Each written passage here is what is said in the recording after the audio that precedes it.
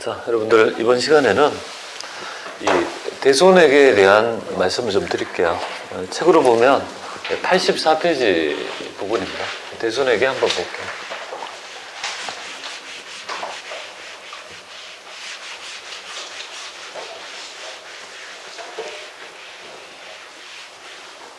뭐 이렇게 잘 안 자지지 이렇게.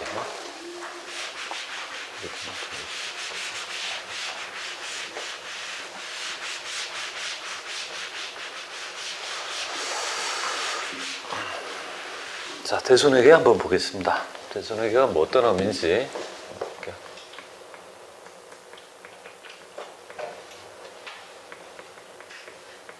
뭐 대손해계는 다른 게 아니라 이 기업에서 있죠. 영업 활동을 하게 되면 필연적으로 발생되는 게 뭘까요? 바로 이 채권과 채무 되겠습니다. 그죠? 특히 이제 이 채권에 관한 이 회계처리인데요. 이 채권의 이 평가에 관한 있죠.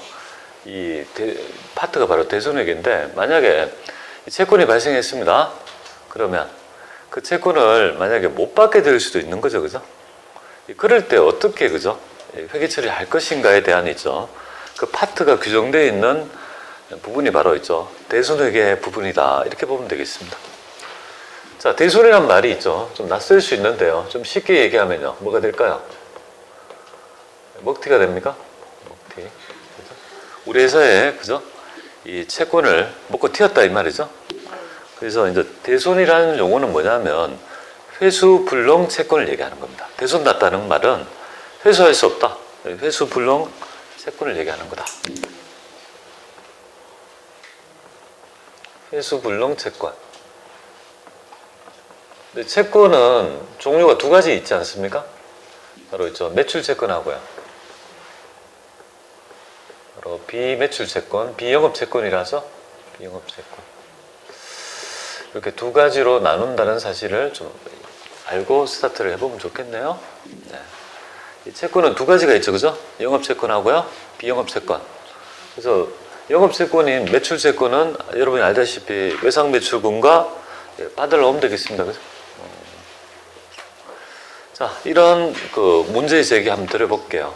올해 만약에 우리 회사가 2015년도에 1월 1일 날 창업을 했습니다. 올해 창업을 했습니다. 그래서 올해 이제 거래를 창업해서 거래를 했는데요. A라는 거래처와 거래를 했다고 가정해봐요. 근데 쭉 거래해가지고 몇 년 좀 지났다 할까? 2019년도 한 7월 1일 약 한 뭡니까? 한 4년 정도, 4년 6개월 정도 지난 후에, 그죠? 이 A 거래처와 처음부터 거래해서 거래하다 보면 이렇게 잔고가 조금 늘 거 아니에요, 그죠? 처음에는 잘 모르면 현금 결제를 하고 끝나지만 그 다음부터 좀 친해지면 규모도 커지고 거래 금액도 커지고 있죠. 결제도 뭡니까? 상거래의 기본이 뭐냐면 보통 한 번 정도는 외상을 깔고 밀어내기 식으로 결제해 주는 게 일반적인 겁니다. 내가 주문하고 이제까지 잔고 결제해 주고 또 받고, 그죠? 그래서 내가 이제 외상값을 달고 그저 거래하는 게 일반적이죠. 자, 그런데 오랫동안 거래하다 보면 거래 규모가 커지죠. 그래서 그 금액이 한 뭐 1억 정도 된다고 할까요? 가정해 보겠습니다. 잔고가 계속 늘어가지고 한 이 정도 시점에서는 잔고가 A 거래처로부터 받을 잔고가 1억이라고 가정할게요. 근데 A 거래처가 뭡니까? 드디어 뭡니까? 경영 악화로 인해서 이거 먹고 튀었다고 가정할게요. 돈 받으러 가니까요. 사무실이 물이 잠기고, 그죠? 휴지만 몇 개 날리고. 옛날에 저도 이거 실제로 제가 옛날에 격리과정 할 때 저희 회사 채권 이거 부도나서 한번 직접 뭡니까? 영업사원하고 채권 회수하러 직접 실사 방문한 적이 있습니다. 딱 가보니까 정말 뭐예요? 대리점에 문을 여니까 제가 알고 있기로는 그 큰 있죠, 대리점에 있죠, 진열되어 있는 상품이 쫙 다 있었는데요. 정말 두루마기 휴지 있죠, 몇 개만 있더라고요. 그 어디 갔겠습니까? 먹고 튀었을 때 거기에 따른 채권자들이 와서 뭡니까? 전부 다 채권 회수를 위해서 전부 다 가져간 거예요. 그러니까 저희들이 발이 느리죠, 그죠? 그렇잖아요. 그걸 뒤늦게 알고, 그죠? 그래서 그때 저희 영업사원 담당자가 엄청 견책을 받은 걸로 제가 알고 있는데요. 그게 먼저 미리미리 보고했으면 안 되는데 놀다가 말이죠. 거래처를 한 달 동안 안 가고 있다가 그죠? 그런 경우 있잖아요. 영업사원들 보면 갔다고는 보고하고 안 가는 경우 있죠. 아무 이상 없다라고 보고했는데 실제로는 이상이 있고. 그게 어떻게 알았냐면 그게 거래하던 다른 회사의 경리과장이 제 아는 사람인데 저한테 전화가 왔어요. 정 과장님 이번에 얼마 그 업체 거래하시죠? 그러니까 예. 이번에 얼마 물렸습니까? 그러더라고. 예? 뭔 소리예요? 그러니까 아니 그거 지금 부도 나서 난리 났잖아요. 지금 예? 그리고 그 담당자를 그죠? 부르니까 있죠. 무슨 소리냐니까 알아보겠습니다 하지만 모르죠. 왜냐면 갔다고 보고하고 보고는 갔다고 하고 실제는 안 갔으니까 그러니까 모르죠. 그죠? 그래서 이놈이 말이죠. 사시나무 들듯이 그죠? 그래서 이제 가본 거예요. 가서 그러니까 영업하시는 분들도 보면 노련하게 좀 해야 되죠. 뭐 영업맨들이 성과가 좋으면 약간의 여유를 부려도 돼요, 솔직히. 그건 뭐 큰 흠이 되지 않습니다. 하지만 어떤 상황 파악은 하고 놀아야 되죠, 그죠? 그때 뭐 했냐 하니까 백숙집에 있었다. 아니 근교에 백숙집에 많이 가요. 그러니까 백숙집에 가서 뭐 합니까? 뭐 이렇게 화투도 치고 그죠? 그 사람 노는 거예요, 그죠? 영업맨들은 그런 게 있거든요. 근데 그걸 탓하는 건 아닌데 그래도 좀 상황을 보고 그죠?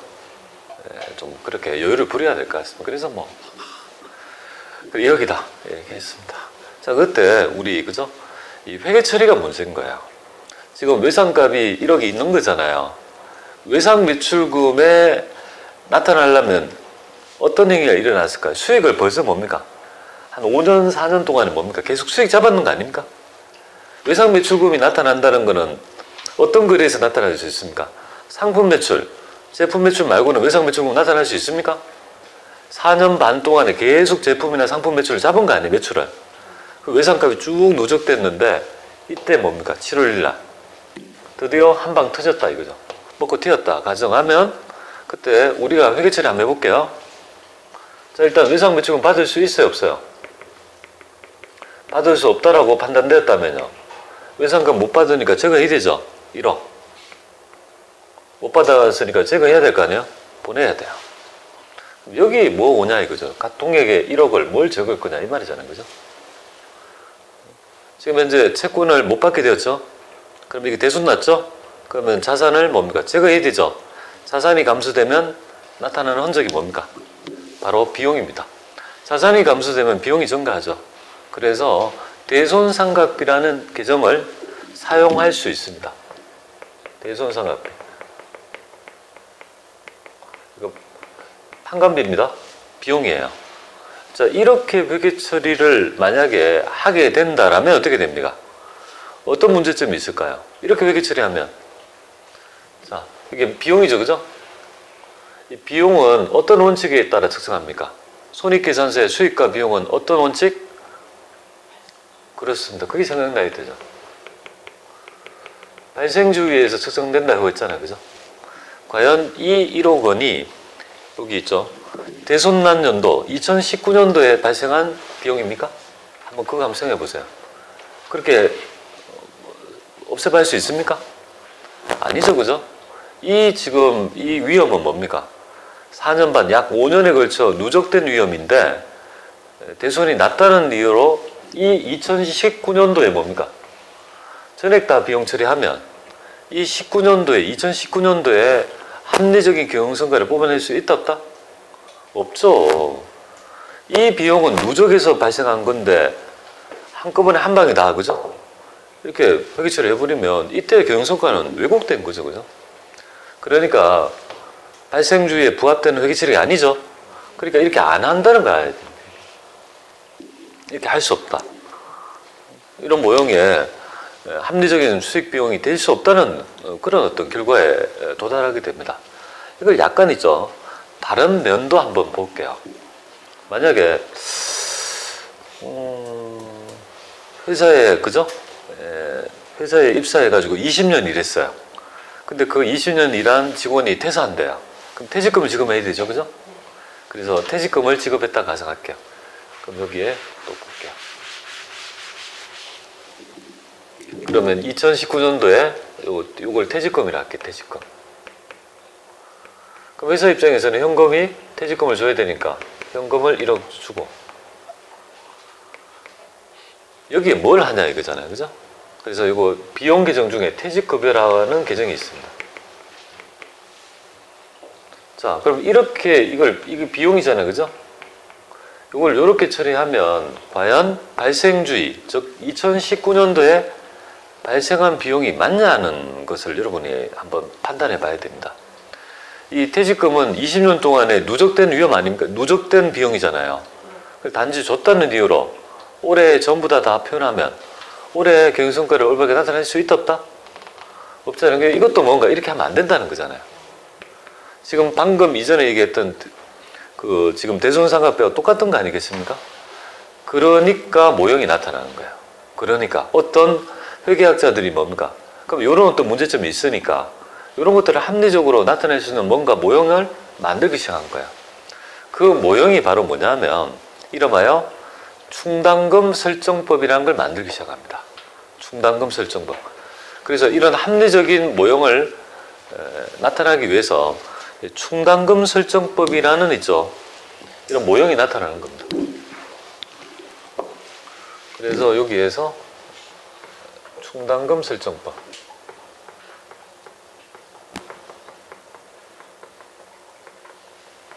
나타납니다. 그래서 앞에 붙이기 나름입니다. 대손 충당금 하면 뭡니까? 미래에 대손이 있어. 날 걸 대비하기 위해서 쌓는 금액, 충당금, 충당하는 금액. 퇴직급여 충당부채라 하면요. 미래의 퇴직급여를 있어. 대비하기 위해서 쌓는 금액. 그 다음에 반품 충당부채. 미래의 반품을 예상해서 쌓는 금액. 공사손실부채. 공사손실부채. 공손총 잡으면 미래 공사손실에 대비해서 쌓는 충당금. 뭐 그런 거 있죠. 전부 다 적용할 수 있는 개념이 되겠습니다. 그러면 충당금을 왜 설정하겠습니까? 거기에 대한 취지는 뭐죠? 바로 지금 문제를 제기한 있죠. 합리적인 수익에 대응하는 있죠. 합리적인 수익 비용 대응을 하기 위한 목적에 따라 충당금 설정법이 나타나는 겁니다. 여러분들한테 첫 시간 때 비용에 대한 정의를 드렸죠. 비용의 정의가 뭘까요? 쓴 돈 이렇게 있죠. 얘기 말씀드렸잖아요. 그리고 약간 더 진화된 개념은 비용이 발생하려면 자산 부채의 증감이 일어나는데 자산이 감소하거나 부채가 증감에 따라 자본이 감소하는 특징이 있다. 이런 말씀 드렸죠. 근데 그때 제가 말씀드릴 때 비용은 왜 쓴 돈인데 왜 쓴다? 돈을 벌기 위해서 쓴다는 거.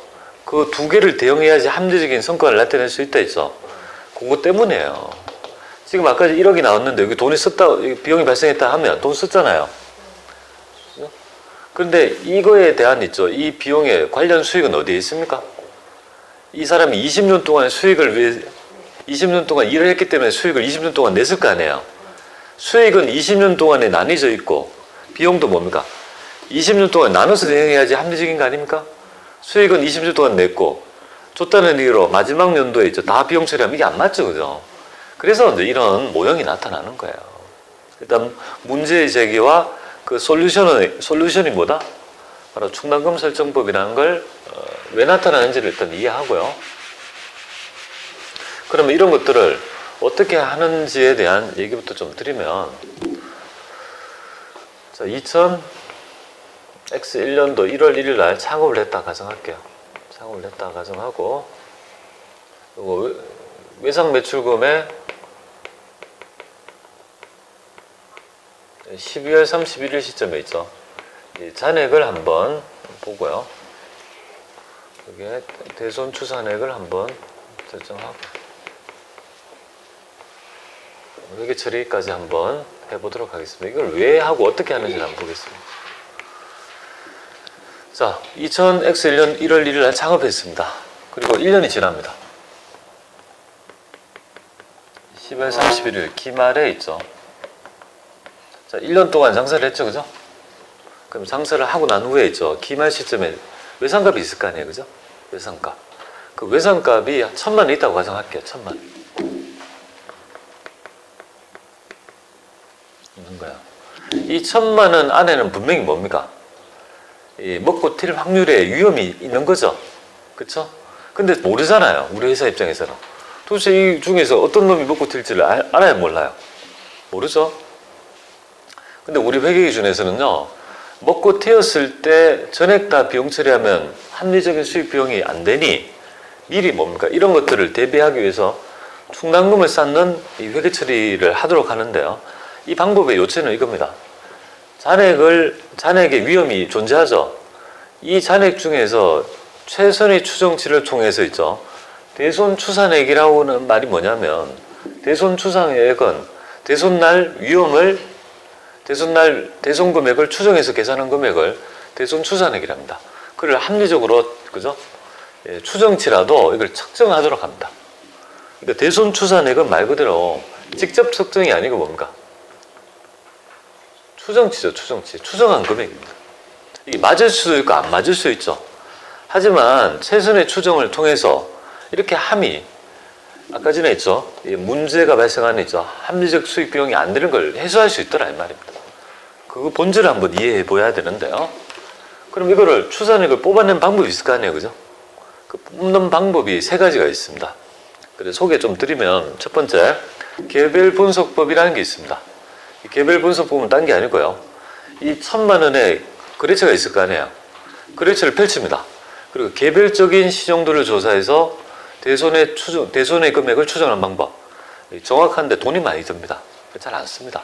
두 번째, 연령 분석법. 연령 분석법은 뭐냐면 물건을 공급하고 있죠. 돈을 회수한 기간이 길면 길수록 뭡니까? 회수하지 못한 기간이 길면 길수록 대손의 위험이 더 많다라고 가중치를 차등해서 주는 방법을 의미하는데요. 물건 팔고 석 달 내라면 대손율 제로, 6개월, 3개월 초과하고 6개월이라면 1%, 그죠? 6개월 초과하고 1년이라면 2%, 1년 이상 초과하면요. 물건 팔고 1년 동안 돈 못 받았다면 대손 위험이 더 클 거 아니에요. 그래서 그런 거는 뭐 3%, 5% 이런 식으로 있죠. 가중치를 줘서 대손을 추론하는 방법. 그죠? 그 방법. 그 다음에 세 번째가 채권 잔액 비례법이라는 게 있습니다. 그게 실무의 방법입니다. 이 채권 잔액 비례법은 뭐냐면 일정한 이 채권 잔액이 뭡니까? 대손율이라 하죠. 경험률이라는 게 있습니다. 기업은 기업의 어떤 기업 활동을 하다 보면 경험치가 생기는데요. 우리는 꼭 100만 원치를 팔면 만 원치 정도는 반품이 되더라. 혹은 먹고 튀더라. 이런 경험치가 있죠. 그래서 일정한 위험률을 곱해서 대손을 추론한 방법이고, 여기 실무의 방법이자 바로 시험 방법이다. 이렇게 보면 됩니다. 그래서 가정에서 제가 1%라고 가정할게요. 1%. 2%가 될 수 있고 3%가 될 수, 이거는 제시하기 나름이죠. 그죠? 그러니까 1%라고 가정할게요. 2%라면 2%로 하면 되고 있고. 일단 우리의 목적은 대손 추산액을 뽑아내는 게 가장 첫 번째 목적입니다. 자, 채권 잔액에 1% 곱하면 대손 금액이 추론되죠? 그게 얼마입니까? 10만이 되겠다. 그죠? 채권 잔액 비례법은 채권 잔액에서 뭡니까? 1%를 곱한 금액. 그러면 얼마? 10만 원입니다. 요거는 실제 대손이 난 거야, 아닌 거야? 실제 대손 난 게 아니죠? 예, 추정치지만 요거를 이렇게 회계 처리하도록 합니다. 대손 상각비 10만 원. 여기에 대손 충당금 10만 원. 이렇게 회계 처리하도록 규정합니다. 자, 그러면 여러분들은 여기에서 대손 상각비는 10만 원, 대손 충당금은 10만 원, 이렇게 위험을 쌓죠, 그죠? 충당한다는 개념이에요. 이렇게 쌓아 나가는 거예요. 비용전가, 부채전가 모델입니다. 비용전가, 부채전가 모델입니다. 자, 그러면 여기서 여러분이 하나 알아야 될 개념이 하나 있습니다. 그게 뭐냐면 이 공시하는 방법인데요. 그럼 이때 재무상태표를 한번 볼게요. 이 시점에.